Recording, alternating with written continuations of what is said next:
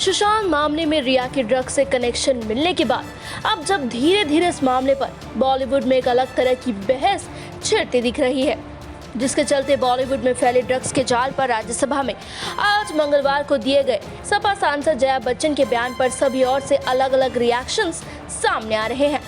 बॉलीवुड के शहंशाह अमिताभ बच्चन की धर्मपत्नी और एक्ट्रेस रह चुकी जया बच्चन ने कंगना से लेकर भोजपुरी के जन्मदाता कहे जाने वाले रवि किशन पर भी दबी जुबान में हमला बोला है, जिस पर बीजेपी सांसद रवि किशन ने गरजते हुए उन्हें ये जवाब दिया है। रवि किशन ने कहा, मेरे देश के युवाओं को खोखला नहीं होने दूंगा, चाहे मेरी जान चली जाए। इसके बाद एक्टर रवि किशन ने आगे क्या कहा वो भी सुन लीजिए। जया जी से ये उम्मीद नहीं थी। मैं सेंट्रल हॉल में उनके पैर छूता हूँ। हमें लगा था कि वो समर्थन देंगी। दुनिया के सबसे बड़ी फिल्म इंडस्ट्री को एक प्लान के तहत खत्म किया जा रहा है।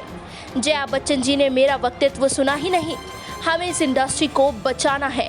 उन्होंने आगे कहा, हम ये आवाज उठा रहे हैं। मैं चाहता था कि मेरे सीनियर साथ आए, चाहे उनकी पार्टी अलग है, पर मेरे देश के युवाओं को खोखला नहीं कर सकते। मैं खोखला नहीं होने दूंगा, चाहे मेरी जान चली जाए। ये कई हजार करोड़ का बिजनेस है। कल मैंने आवाज उठाई और मेरे सपोर्ट की जगह मुझे जलील किया गया। मैं वही हूँ जिसने कहा था, जिंदगी झंडबा फिर भी घमंडबा। मेरे पास एक फिल्म नहीं थी। मैं रेंज के ऊपर का आया हूँ। मैंने थाली में छेद नहीं किया।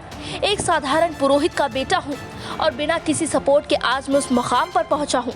मैंने 650 फिल्में की है। मैं योगी जी को दिल से धन्यवाद देता हूँ। उन्होंने अच्छा काम किया।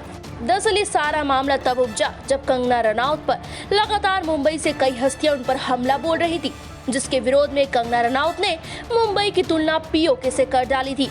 इसके बाद जया बच्चन ने ड्रग्स मामले पर आ रहे बयानों से बॉलीवुड की बदनामी को लेकर चिंता जताई थी। उन्होंने लोकसभा में रवि किशन द्वारा सोमवार को दिए गए बयानों का जवाब देते हुए कहा कि कुछ लोग बॉलीवुड को बदनाम करने की कोशिश में लगे हैं। कई दिन से बॉलीवुड को बदनाम किया जा रहा है। कुछ लोग ऐसे हैं जो जिस थाली में खाते हैं उसी में छेद करते हैं। ये गलत बात है।